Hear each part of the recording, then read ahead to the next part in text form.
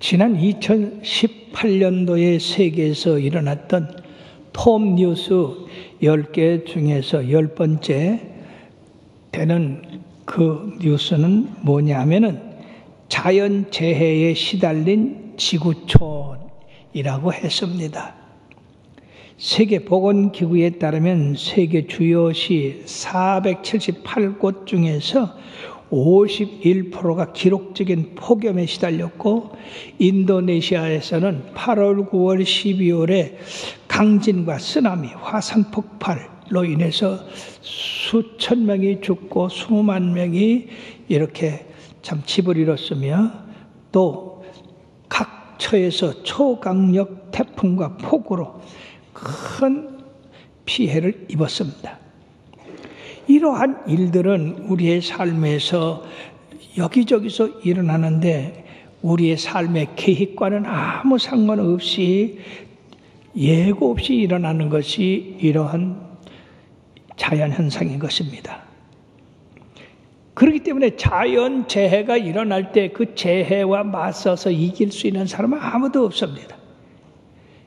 이런 자연재해가 일어날 때 우리는 우리의 연약함, 우리의 가지고 있는 자랑할 것인 이런 지혜와 총명, 모든 업적들이 아무 소용이 없다고 하는 것을 알 수가 있습니다. 그러므로 인생의 험난한 풍파가 일어날 때에 우리들은 하나님 앞에 엎드려 기도함으로써 하나님께서 그 풍랑을 잔잔케 하고 우리가 가고자 하는 그 목적지까지 잘 도달할 수 있게끔 인도하여 주실 줄로 믿습니다. 인생은 항해자와 같다는 사실을 깨닫고, 항해에 나갈 때 풍랑도 일고 폭풍도 만나고 험난하고 위험한 그러한 환경을 만날지라도 하나님께서는 믿는 자의 전 생애를 보호하시고 지키시고, 그리고 구원하시고 영원한 생명까지도 예비하셨다는 것을 깨닫고 믿음으로 승리해 나가시기를 주의 이름으로 축원합니다. 그리고 잊지 말 것은 언제나 범사에 감사하는 우리들 되며 하나님 찬양하는 속에서 살아가야 될 줄 믿습니다. 오늘 우리는 본문에서 깊은 바다에서 하나님의 권능을 체험할 수 있다고 하는 겁니다. 본문 24절, 25절에 여호와께서 행하신 일들과 그의 기이한 일들을 깊은 바다에서 보나니, 여호와께서 명령하신 즉 광풍이 일어나 바다 물결을 일으키노도다. 많은 사람들이 세계 무역을 하기 위해서 큰 배를 지어 거기다가 많은 물품을 싣고 이곳에서 저곳으로 이렇게 다니면서 그 물건을 팔고 또 그곳에서 또 물건을 싣고 이렇게 세계 물류가 교류가 되는 겁니다. 이렇게 무역을 하는 사람들은 바다에서 바로 하나님의 권능을 체험할 수가 있는데, 하나님께서 명령하신즉 이 바다가 큰 풍랑을 일으킨다고 그렇게 말씀하므로, 그런 광풍을 만났을 때 인간은 참으로 나약한 존재라고 하는 것을 깨닫는다 하는 것입니다. 여기서 말씀하고 있는 그의 기이한 일이라고 하는 것은 하나님의 뛰어난 일, 비범한 일, 그리고 놀라운 일, 즉 하나님께서 행하시는 하나님께서 행하시는 그 일들이 인간의 능력을 초월해서 이례적으로 역사하신다. 그러므로 그것을 우리가 바라볼 때는 놀랍지 않을 수가 없다는 얘기입니다. 그런 놀라운 일을 다른 여러 곳에서도 우리가 볼 수 있고 깨달을 수 있지만은, 특히 깊은 바다에서 항해할 때 그 권능을 볼 수가 있다는 겁니다. 인간이 만든 배가 아무리 크고 산 같다 할지라도 깊은 바다에 내놓으면 그것은 한 가랑잎처럼 작은 것이고 나약한 것입니다. 그러므로 우리가 항해할 때 이런 광풍이 일어난다고 하는 것은 우리가 세상을 살아갈 때에 바로 이와 같이 바다에서 배를 가지고 다니는 그런 사람들의 당하는 고통, 그런 근심을 여기서 묘사하고 있다는 것입니다. 뿐만 아니라 기이한 일을 행하신 일 가운데에 이스라엘 역사와 연결을 시켜서 우리가 생각해 볼 수가 있는데, 하나님은 세계 모든 민족들 가운데서 이스라엘 민족을 택한 게 그게 신기한 일입니다. 신명기에 보면 모세가 그랬습니다. 너희들이 숫자가 많아서 너희들을 택하신 것도 아니고, 너희들이 무슨 능력이 있어서 하나님 앞에 무슨 큰일을 해서 행한 것이 아니라 하나님이 너희를 사랑해서 택해서 선민을 삼으셨다고 했습니다. 나와 여러분들, 이 세상에 많은 사람들이 있는데 그 많은 사람들 가운데서 우리를 택하셔서 참으로 하나님의 귀한 백성 삼으신 거, 우리를 구원하신 거, 날마다 우리가 동행하시고 우리가 세상 떠날 때 저 천국으로 우리가 인도될 것을 생각할 때 기이하지 않을 수가 없는 것입니다. 특별히 하나님께서 이스라엘 백성이 홍해에 도착했을 때 바로가 그들을 다시 잡으려고 쫓아왔지 않습니까? 그때 하나님이 홍해 바다를 갈르시고 이스라엘 백성은 육지같이 그 바다를 건너게 하셨는데, 그 뒤를 따라가던 애굽의 병정들은 다 그 물에 침몰당하고 말았습니다. 한 사람도 살질 못했어요. 한 바다에서 한 민족 앞에는 하나님이 길을 내셔서 그걸 건너게 하시고, 뒤따라오는 이 애굽 병정은 거기서 수장이 되었다. 신기한 일입니다. 그러므로 사랑하는 여러분, 이 땅에서 우리 주님 잘 섬기고 그러한 귀한 일을 늘 체험하게 되길 주의 이름으로 축원합니다. 여기 말씀에 보면은 여호와께서 명령하신 즉 광풍이 일어났다고 했습니다. 여호와께서 말씀하지 않으면 광풍이 일어날 리가 없습니다. 그러므로 여호와께서 말씀하셨다고 하는 것은 창세기 1장 3절부터 30절까지 태초에 하나님이 말씀이 계시니라 그 말씀으로 빛이 있으라매 빛이 있었고, 궁창이 있으라매 궁창이 있었고, 땅이 드러나라 땅이 드러났고, 거기 심에는 채소가 있어라, 하늘에 1월 성신이 있어라, 그리고 바다의 어족과 공중에 새가 있고 산림에 짐승이 있으라. 그렇게 하나님이 말씀으로 천지를 창조하셨는데, 바로 여기서 하나님의 명령하신 즉 광풍이 일어났다고 하는 것도 우리 눈에 보이는 것, 보이지 않는 것 모두가 하나님의 명령 안에서 움직이고 있다고 하는 겁니다. 저 태양도 하나님의 명령 안에서 저렇게 질서정연하게 움직이기 때문에 우리는 그 하나님의 말씀을 믿고 봄에는 씨를 뿌리고 여름에는 자라게 하고 가을에는 걷어들이고 겨울에는 먹고, 이런 그 질서 속에 우리가 사는 거예요. 그러므로 하나님이 명령하심에 광풍이 일어났다고 하는 것은 그것은 하나님이 보낸 사신과 같다. 명령하시니까 광풍이 그대로 일어났어요.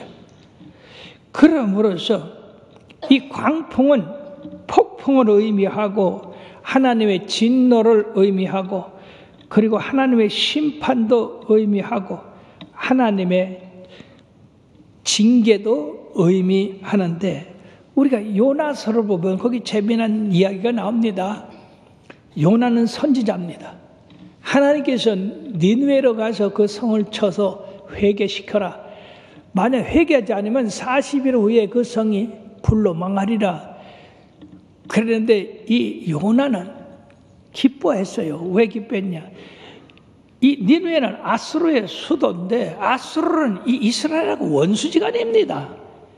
그러니까 원수가 불로 망한다는 게 기뻐가지고 거기 가서 회개시키라는데, 내가 그거 뭐하라고 그 사람들 회개시켜 구원시킬까? 그러고는요 니느웨로 가라는 걸 다시스로 가는 배를 타고 그 뱀밑 땅에 숨었어요. 하나님 보시니까 가관도 아니야.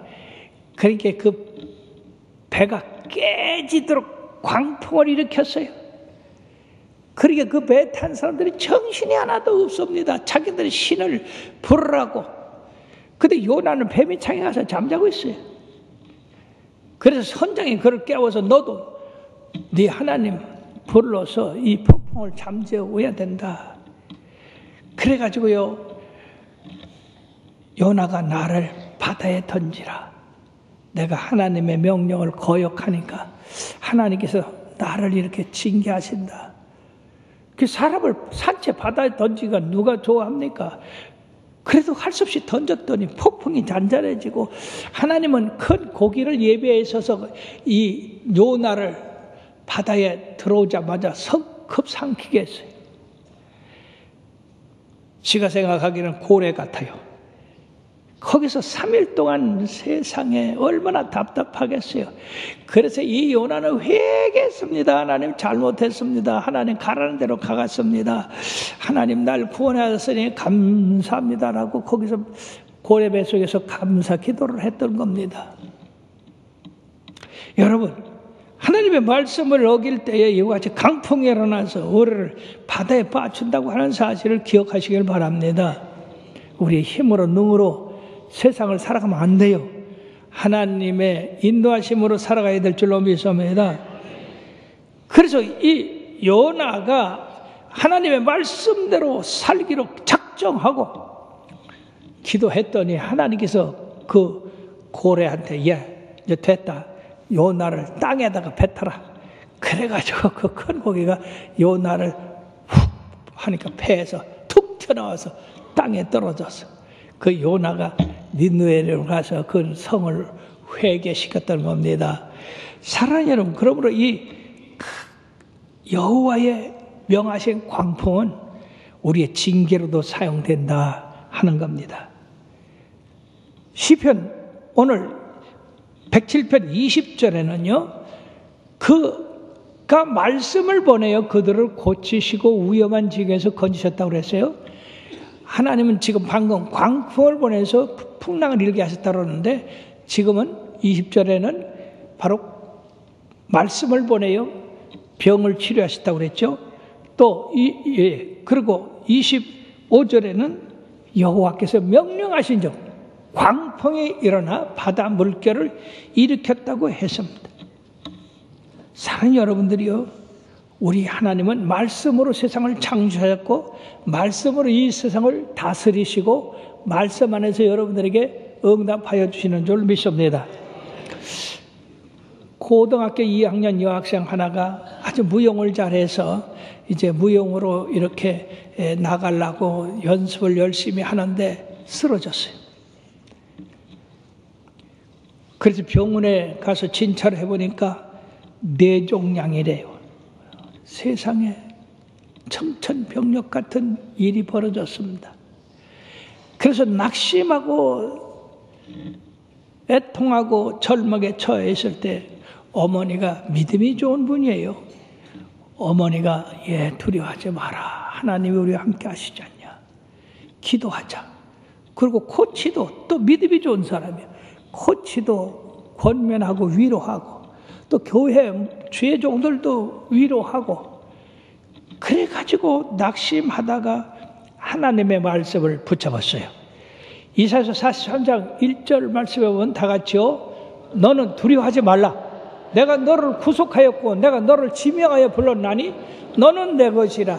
우리가 찬송 중에도 너는 내 것이라는 찬송을 부르죠. 두려워하지 말라는데 왜 내가 두려워할까? 내가 하나님 것이라는데. 그래서 낮에도 밤에도 불철주야 이 말씀을 외웠어요. 나는 하나님 것이다. 그러므로 하나님이 나와 함께 하신다. 나를 치료할 것이다. 그래 놀랍게도요, 이 소녀가 치료를 받아가지고 다시 무용을 하게 됐어요. 우리 하나님의 영광을 돌립시다. 이런 기적을 체험한 이 소녀가 무엇라고 간증해놨냐면 하나님의 말씀이 그 어려운 고비에서 나를 이기게 하셨다. 그리고 사랑하는 여러분들이요, 주님의 말씀을 붙잡으시길 바랍니다. 금년 한 해 우리가 어디로 가야 될지 모르는 이런 항해에 지금 우리가 시작을 했는데 염려할 것이 없는 것은 우리 하나님이 나와 함께 계시기 때문에, 우리를 인도하실 것이기 때문에, 우리의 피난처가 되시기 때문에 걱정할 것이 없는 줄 믿습니다. 그러므로 그들이 하늘로 솟구쳤다가 깊은 곳으로 내려가서 그 위험 때문에 그들이 영혼이 녹는다고 했습니다. 여러분, 이 광풍이 불을 때 어떤 현상이 일어나냐? 배가 올라갔다가 내려갔다. 그 올라가는 것이 꼭 하늘로 올라가는 것 같고 내려가는 것이 지옥에 떨어지는 것 같고, 여러분 그러한 현상을 몇 번 한번 체험해 보십시오. 정신이 있을 사람이 있나? 영혼이 떠나간 것 같이, 죽은 자 같이 그렇게 정신없이 됐다 하는 것입니다. 이게 계속됨으로써 그냥 토하고 어지럽고 어떻게 말을 할 수가 없습니다. 또 27절에 보면 그걸로 끝나는 게 아니에요. 그들이 이리저리 구르며 취한 자같이 비틀거리니 그들의 모든 지각이 혼돈 속에 빠지는도다. 여러분, 배가 올라갔다 내려왔다 하는 것이 아니라 옆으로 왼쪽으로 빠졌다 오른쪽으로 빠졌다, 이게 상하 좌우로 흐트러니까 이게 사람이 정신이 안 없는 거예요. 여기 마음이 혼돈되어 녹았다고 그렇게 했습니다. 즉 이 마음이 혼돈 속으로 빠져 들어갔다는 얘기예요. 이런 광풍에서 구할 자가 누구겠습니까? 이런 광풍을 평정케 할 그런 지혜가 있습니까? 그런 기능이 있습니까? 달나라를 보는 그런 지혜와 지식이 있어도요, 절대로 광풍을 잔잔케 할 수는 없습니다. 아무리 학문을 많이 배우고 가진 재산을 많이 모았어도 그것 가지고 이 광풍을 잔잔케 할 수가 없는 겁니다. 광풍이 일어날 때 피할 것은 오직 주님밖에 없는 것입니다. 중국의 1930년대 기독교의 대표자 였던 쿠 박사라고 하는 분이 있는데, 일본과 중국을 침공한 일본이 비행기 폭격을 하루에도 수없이 하고 있어서 지금 이 쿠 박사가 있는 그 주위에 비행기가 그냥 폭탄을 얼마나 떨어뜨리는지, 여기서 쿵 저기서 쿵, 그저 곧 죽을 것 같더라. 땅이 흔들리고 세상이 얼마나 무서운지, 이분이 엎드려서 하나님 살려주세요, 하나님 살려주세요, 하나님 살려주세요, 하나님만 부르짖었대요. 그리고 시편 23편 4절서부터 6절까지 내가 사망의 음침한 골짜기로 다닐지라도 해를 두려워하지 않을 것은 주께서 나와 함께 하심이라. 주의 지팡이와 막대기가 나를 안위하시나이다. 주께서 내 원수의 목전에서 내게 상을 차려주시고 기름을 내 머리에 바르셨으니 내 잔이 넘치나이다.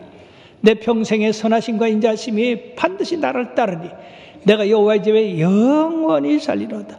이 말씀을 수도 없이 외웠다는 거예요. 그러다가 이 쿠 박사가 생각난 것이, 야, 나는 박사 학위가 2개다. 대학 교수다. 그리고 나는 명예도 있다. 큰 재산도 있다. 우리 집안은 대대에 중국에서 알아주는 집안이다. 근데 그것이 아무 쓸데도 없대요. 그 폭탄이 떨어져서 막 옆에서 깡깡깡거리고 터질 때에, 야, 나 박사 2개야, 너 가까이 오지 마. 웃기는 소리죠, 그죠? 야, 나 재벌가야, 너 가까이 오지 마. 그런다고 폭탄이 피해가겠습니까? 즉 광풍이 일어나서 그 파도 위에 올라갔다 내려갔다 좌우로 흔들렀다가 빠질 뻔하다가 다시 일어나고 하는 그런 상황에는 바로 지식도 지혜도 가진 박사학위도 가지고 있는 재물도 전통적인 그런 좋은 집안도 아무 쓸데없고 단지 하나님만이 거기서 필요한 것인 줄 우리는 압니다. 그러면 우리 성도들이 이런 광풍을 만나 파도가 일어날 때 우리의 구원자는 오직 예수님밖에 없는 것입니다. 우리가 피할 피난처는 우리 하나님밖에 없는 것입니다. 그러므로 저는 인생의 삶에서 이 찬송가 70장을 좋아해요. 우리 한번 불러봅시다.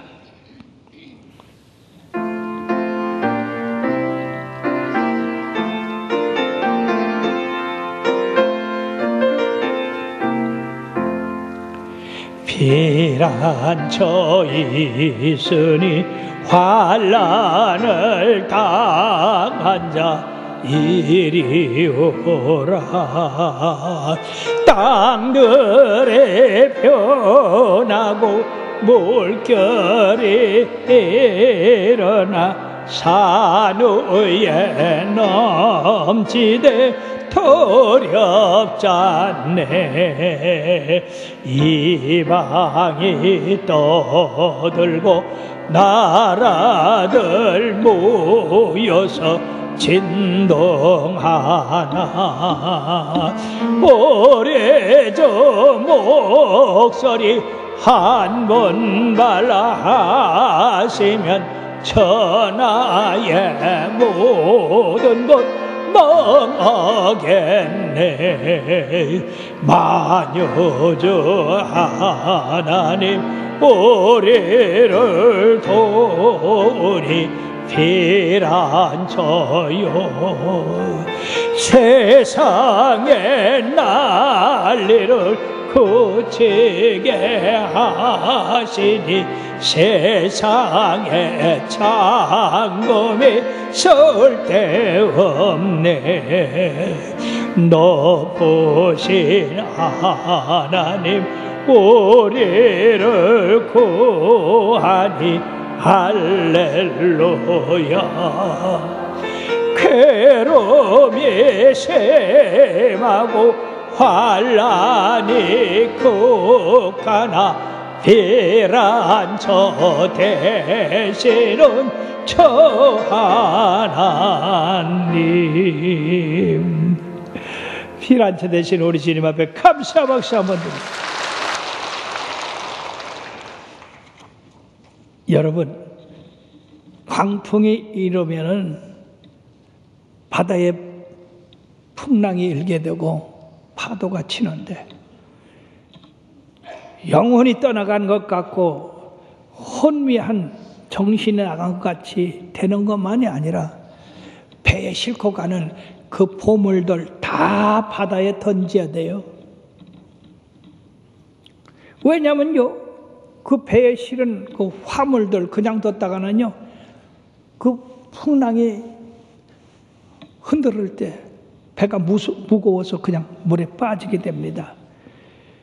그러니까 처음에는 이제 가벼운 것만 던지다가 나중에는 귀중한 거, 심지어는 이 배의 기구들까지 다 그냥 바다에 던져서 배가 아주 가볍게 해야 됩니다. 우리가 사도행전 이 유라굴로 태풍을 만난 이 바울의 배가 처음에는 짐을 바다에 던지다가 나중에는 배의 기구까지 다 버렸다고 그렇게 했습니다. 그럼 사랑하는 여러분들이 우리가 생을 살아갈 때 광풍을 만나면 그 귀중하게 생각했던 거 오히려 짐이 됩니다. 그것이 배를 침몰시키듯 우리들을 침몰시킬 수가 있는 것입니다. 그러니까 항상 살아갈 때 가볍게 살아가세요. 어떻게 해야 됩니까? 짐을 주님한테 맡겨요. 주님이 가져가시도록 맡기고 우리는 가벼운 마음을 가지고 살아가야 우리들이 어떤 항해서든지 침몰하지 아니하고 평안하게 갈 수가 있는 겁니다. 어느 성도가 목사님한테 찾아와서 목사님, 오늘 공장문을 닫는데 폐업 예배를 한번 드려주세요. 깜짝 놀랐어요. 왜냐하면 이제까지 개업한다고 예배드리고 기념예배, 축복예배 이런 일은 많이 드려봤지만은 세상에 폐업 예배는 한 번도 드린 적이 없고 또 폐업 예배 드려달라고 한 사람도 없는데 이 사람이 그런 얘기를 해서 그 공장을 찾아갔어요. 그랬더니 이 성도가 간증을 합니다. 목사님, 내가 예수 믿은 지가 20년이 됩니다. 그런데 20년 동안에 교회 나간 숫자는 손가락에 꼽을 만하고요. 가도 졸고 목사님 설교 비평이나 하고 성도들 흉이나 보고 참으로 열심히 믿는 사람이 있으면 그냥 욕하고 그랬습니다. 근데 신기하게 세상 일은 잘 돼가지고 공장이 그냥 수입이 많아지니까 공장을 늘리고 사원도 늘리고 또 시설도 늘리고 이렇게 멋지게 공장이 되니까 더 내가 예수 믿어서 무슨 소리 있느냐? 그 세상에 빠지고 늘 술과 교제하는 것과 돌아다니는 그런 일만 힘썼습니다. 그런데 어느 시기부터 이 공장에 먹구름이 끼기 시작했습니다. 공장이 잘 돌아가지도 아니하고 무역도 끊기고 그리고 자기 건강에도 문제가 생기고 가정에도 불화가 끊일 새가 없고 그래가지고 고사 지내면 대가에서 고사도 많이 지내고 또 굿도 많이 하고 점쟁이 찾아가가지고 복채도 많이 바치고 했는데 이 사업이 일어날 생각을 하지 않냐고 점점 내리막길을 가더니 지금은 앞뒤가 꽉 막혀서 도무지 헤어날 수가 없습니다. 이제 막다른 골목에 이렇게 처하다 보니까 그때 생각난 것이 내가 왜 하나님을 버리고 내 자신을 신처럼 여겨서 사람을 판단하고 자만하고 그렇게 세상 모르고 살던 그 모습이 생각이 나서 나처럼 어리석고 불쌍한 영혼이 없는 사람이구나라고 생각돼요. 이제 내 생애를 전적으로 하나님 앞에 바치고 신앙으로 살아가야 되겠다고 결심을 했습니다.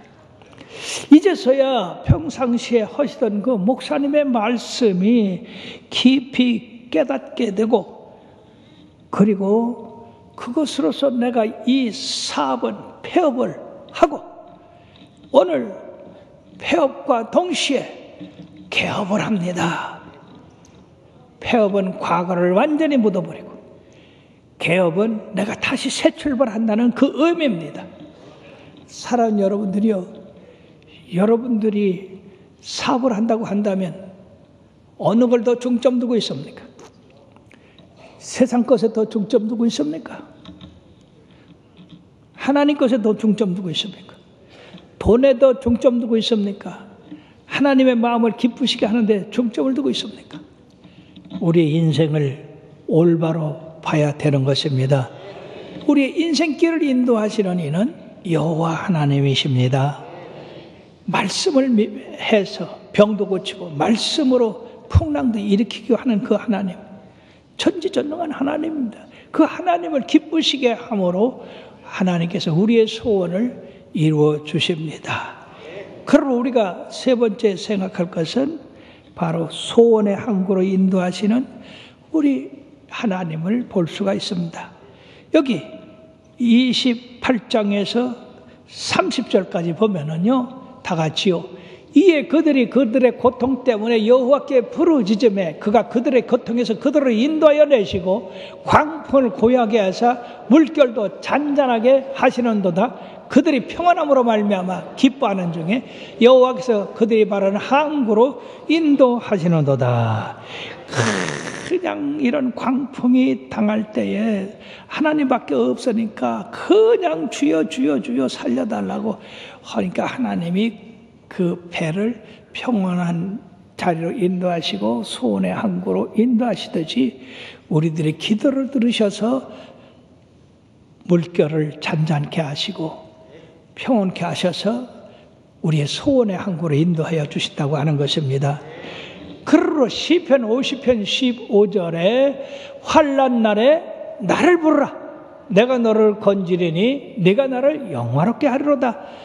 또 예레미야 33장 2절 3절에 다 같이요. 이를 행하시는 여호와 그것을 만들어 성취하는 여호와 그의 이름을 여호와라는 이가 이같이 이르시도다. 너는 내게 부르시리라 내가 네게 응답하겠고 내가 알지 못하는 크고 은밀한 일을 네게 보이리라. 아멘. 기도할 것밖에 없습니다. 풍랑이는 그 갈릴리 바다에 가는 제자들이 거기서 나서 거기서 뼈가 굵은 사람들인데 풍랑 때문에 배가 깨지고 죽게 되니까 잠드신 주님을 깨웠습니다. 주여 주여 우리 죽게 된 것을 돌아보지 않으시라니까. 그때 주님이 잠에서 일어나셔서 바람과 바다를 꾸짖었더니 바람이 그치고 바다가 잔잔하게 되어서 그들이 건너가고자 하는 그 장소까지 쉽게 건너갔다고 했습니다. 사랑하는 여러분, 인생을 쉽게 편안하게 사시길 바랍니다. 풍랑을 만나면 정신이 없습니다. 그동안 이뤄놓은 거 다 소용없습니다.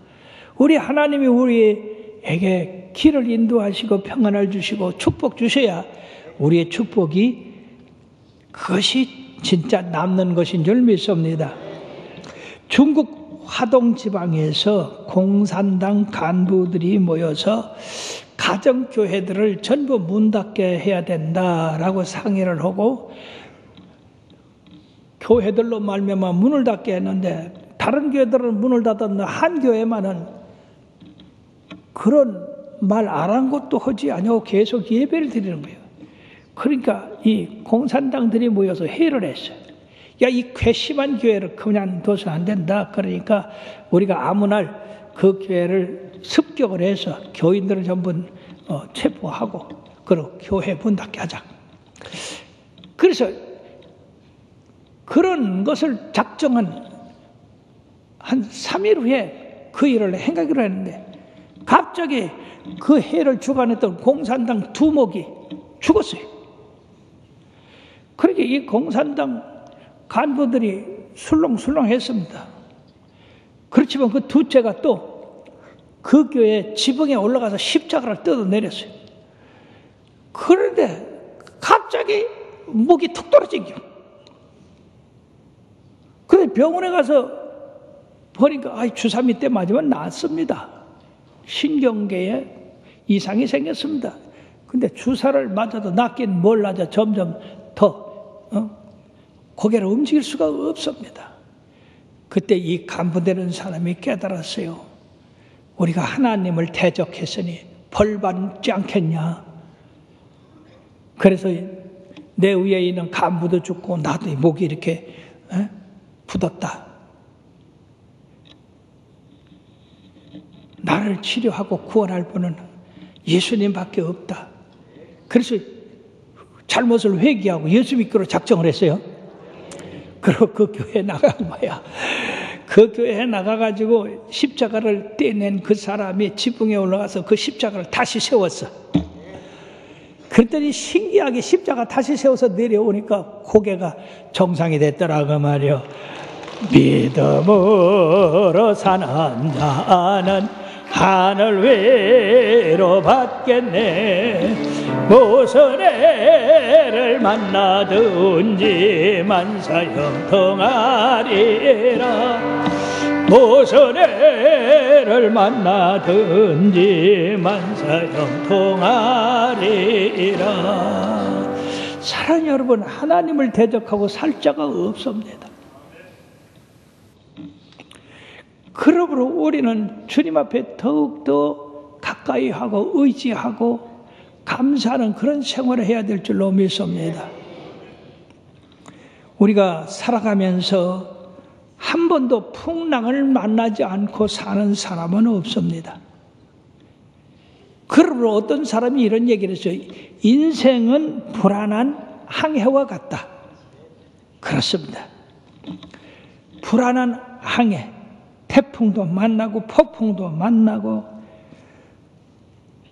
그런 걸 만날 때 우리의 영혼이 떠나가는 것 같고 우리 혼이 떠나가는 것 같은 그런 혼란 속에서 우리 인생의 연약함을 깨닫고 바로 하나님을 찾게 되는 겁니다. 그러므로 교만한 자들이 깨질 수 있는 방법은 다른 게 아니라 환난 만나요. 광풍을 만나는 게요. 인생의 광풍 만날 때 그런 자랑했던 것, 교만했던 것, 그것이 산산이 부서지고 땅에 엎드리는 이런 겸손한 사람이 될 때에 하나님이 바로 평안함과 영혼의 소원의 항구로 인도를 받게 되는 것입니다. 사랑하는 성도 여러분들이요, 금년이 시작됐습니다. 이제 오늘이 둘째 주입니다. 앞으로 계속해서 50주를 살아가야 되는데 여러분들의 생애에 무엇이 있을지 모릅니다. 기근이 있을지 가뭄이 있을지 폭풍이 있을지. 그러나 두려워하지 마십시오. 주님이 우리와 함께 하십니다. 폭풍 가운데 우리를 건지십니다. 우리의 피난처가 되십니다. 우리의 구원과 영원한 생명이 되십니다. 그러므로 항상 찬송하며 주님의 영광 누리는 삶을 살게 되기를 바랍니다. 시편 116편 1절 2절에 보니까 다 같이요, 여호와께서 내 음성과 내 간구를 들으심으로 내가 그를 사랑하는도다. 그의 귀를 내게 기울이셨으므로 내가 평생에 기도하리로다. 기도하시겠습니다. 오늘도 저희들을 부르셔서 인생을 살아갈 때에 험한 광풍이 불고 풍랑이 일어서 우리들이 그동안 귀중하게 생각하고 중요하게 생각했던 그 모든 것들이 다 바다에 빠지고 만다는 이 한 사실. 그러므로 오직 우리가 바라보고 믿고 피할 것은 우리 주님인 줄 믿습니다. 바울 사도는 내가 가진 지식이 크고 많아도 예수님을 아는 지식을 생각해 볼 때 그것은 참으로 뒤로 내놓는 변과 같이 헛된 것이라고 했습니다. 우리 인생의 길을 진정코 깨닫고 교만하지 아니하고 거만하지 아니하고 세상을 의지하지 아니하고 오직 주님만 의지하고 평안한 항해가 되게 하여 주시옵소서. 예수님의 이름으로 기도했사옵나이다. 아멘. 귀한 말씀을